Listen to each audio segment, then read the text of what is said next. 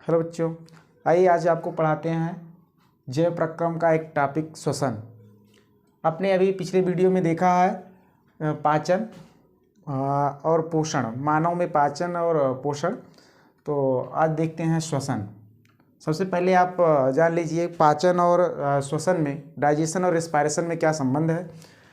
जो पाचन है बेटा, डाइजेशन, उसमें जटिल भोज्य पदार्थों का एंजाइम की सहायता से सरल भोज्य पदार्थ में परिवर्तित होने की जो क्रिया होती है।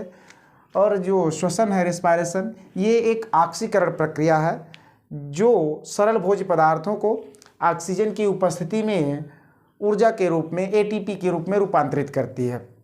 ये जो श्वसन है, इसमें आप यही अभी तक जानते होंगे कि गैसों का विनिमय होता है। मीन्स ऑक्सीजन अंदर आता है आपके श्वसन अंगों तक, फेफड़ा तक, और कार्बन डाइऑक्साइड फेफड़े से नासाद्वार के द्वारा बाहर निकलता है। लेकिन यहाँ पे केवल ऑक्सीजन का अंदर आना और कार्बन डाइऑक्साइड का निकलना ही श्वसन नहीं होता है। श्वसन एक जटिल प्रक्रिया है जिसमें ऊर्जा आपको प्राप्त होती है, लिबरेट होती है। ये श्वसन जो है पौधों में और जंतु में एक समान होता है। आप अभी तक कुछ लोग ऐसे होंगे जो जान रहे होंगे कि पेड़ पौधे जो हैं श्वसन के समय कार्बन डाइऑक्साइड लेते हैं, ऑक्सीजन छोड़ते हैं। ऐसा कुछ नहीं है। जैसे जंतु हैं वैसे पौधे भी हैं। जंतु श्वसन के समय ऑक्सीजन ग्रहण करते हैं, इनहेल करते हैं, और कार्बन डाइऑक्साइड को एक्सहेल करते हैं, छोड़ते हैं। वैसे ही पेड़ पौधे भी ऑक्सीजन श्वसन के समय, रेस्पिरेशन समय इनहेल करते हैं, अंदर लेते हैं, और कार्बन डाइऑक्साइड रिमूव करते हैं। लेकिन हाँ, पेड़ पौधे कार्बन डाइऑक्साइड ग्रहण करते हैं और ऑक्सीजन छोड़ते हैं। वो जो प्रक्रिया होती है वो फोटोसिंथेसिस होती है, प्रकाश संश्लेषण की प्रक्रिया होती है। तो अगर कोई पूछे कि पेड़ पौधे ऑक्सीजन हमको जो देते हैं वो श्वसन के द्वारा देते हैं कि प्रकाश संश्लेषण के द्वारा, तो आप बताइएगा कि प्रकाश संश्लेषण के द्वारा वो ऑक्सीजन आपको पेड़ पौधे देते हैं। लेकिन पेड़ पौधे भी श्वसन के समय वो ऑक्सीजन ही ग्रहण करते हैं और कार्बन डाइऑक्साइड रिमूव करते हैं। जो श्वसन के समय कार्बन डाइऑक्साइड रिमूव होता है, बाहर निकलता है, चाहे जंतु हो या पौधे, वो आपके प्रकाश संश्लेषण की प्रक्रिया के दौरान कार्बन डाइऑक्साइड को पेड़ पौधे ग्रहण कर लेते हैं और जल लेते हैं, खनिज लवण जल, और प्रकाश की उपस्थिति में, हरित लौह की उपस्थिति में ऊर्जा का रूपांतरण कर देते हैं ऊर्जा में। और ऊर्जा जब बनती है ग्लूकोज वगैरह, उसी समय ऑक्सीजन भी मुक्त होती है जल के हाइड्रोलिसिस के द्वारा। पिछले वीडियो में आपने देखा था। तो आइए देखते हैं श्वसन। अभी मैंने आपको जैसे बताया, श्वसन एक ऑक्सीकरण प्रक्रिया है जो सरल भोज्य पदार्थों से ऊर्जा मुक्त करती है एटीपी के रूप में, एडेनोसिन ट्राइफॉस्फेट। अब बात आती है श्वसन कितने प्रकार का होता है। श्वसन मुख्यतः दो प्रकार का होता है। एक होता है एक्सटर्नल रिस्पायरेशन, बाह्य श्वसन। एक होता है इंटरनल रिस्पायरेशन, या इसको कहते हैं आंतरिक या कोशिकीय श्वसन। ये जो बाह्य श्वसन है, ये वातावरण से, इन्वायरमेंट से, आपके जो फेफड़ा है, लंग्स, उसके मध्य जो गैसों का विनिमय होता है वो उसको कहते हैं बाह्य श्वसन। ये जो बाह्य श्वसन है एक प्रोसेस के द्वारा होता है, उसको कहते हैं ब्रीदिंग या श्वासोच्छ्वास। ये जो है आपका 1 मिनट में जो ब्रीदिंग होता है वो 14 से 16 बार होता है, या कह सकते हो श्वसन दर जो है, रेस्पिरेटरी रेट जो है, वो आपका 1 मिनट में 14 से 16 बार होता है। और उसी को कहते हैं श्वासोच्छ्वास, ब्रीदिंग। गैसों का अंदर आना और फेफड़े तक पहुंचना, वहां से बाहर निकलने की जो प्रक्रिया है, प्रोसेस है, वो ब्रीदिंग कहलाती है या श्वासोच्छ्वास कहलाती है। ये जो श्वासोच्छ्वास है, ब्रीदिंग है, वो 1 मिनट में लगभग 14 से 16 बार होता है। इसमें 2 प्रोसेस होता है। एक होता है आपका निःश्वसन, दूसरा होता है निःश्वसन। निःश्वसन मीन्स एक्सपायरेशन, गैसों का बाहर निकलना। मीन्स कौन सी गैस ज़्यादा बाहर निकलेगी? Carbon dioxide. और गैसों का अंदर आना, इंस्पायरेशन या इनहेल, निःश्वसन।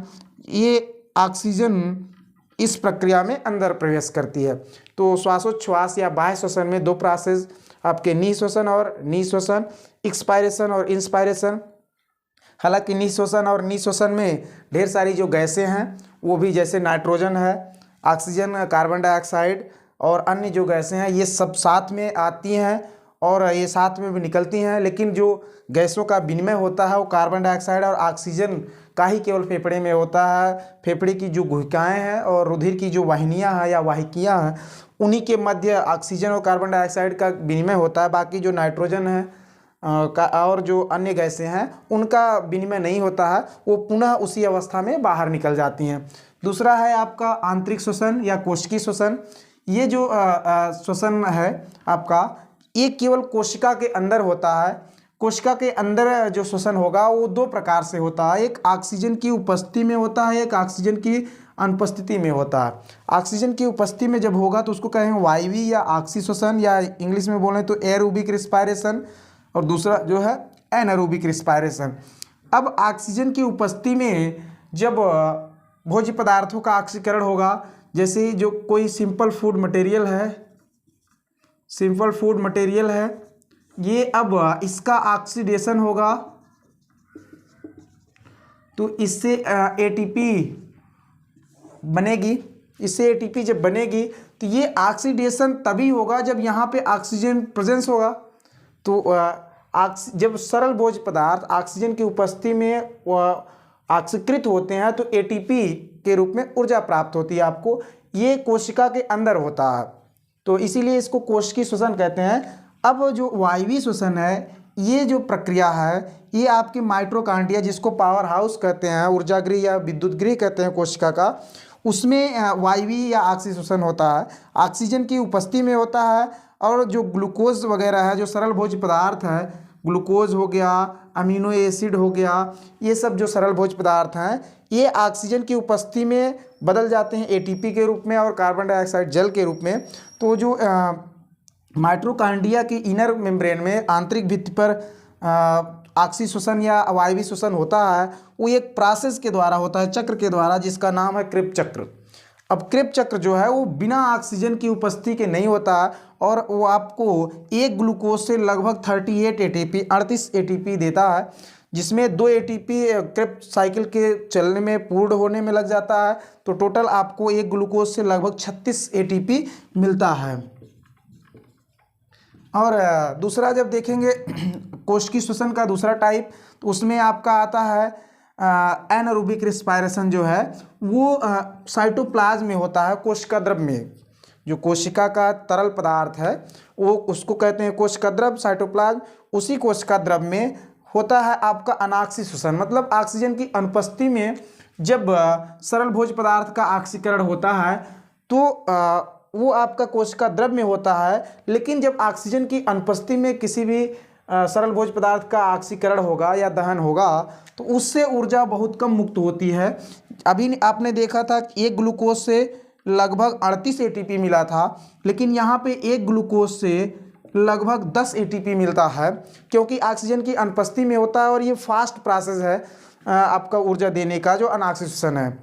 जब आप बहुत अधिक कार्य करते हैं, जैसे ऊंचाई पे चढ़ते हैं या खेतों में काम करते हैं या दौड़ते हैं, रनिंग वगैरह करते हैं, तो उस दौरान आपका वायु ये या ऑक्सीय श्वसन नहीं हो पाता या एरोबिक रेस्पिरेशन, क्योंकि ऑक्सीजन की खपत बढ़ जाती है और ऑक्सीजन की जब खपत बढ़ जाती है तो ऑक्सीजन की भरपाई नहीं हो पाती है।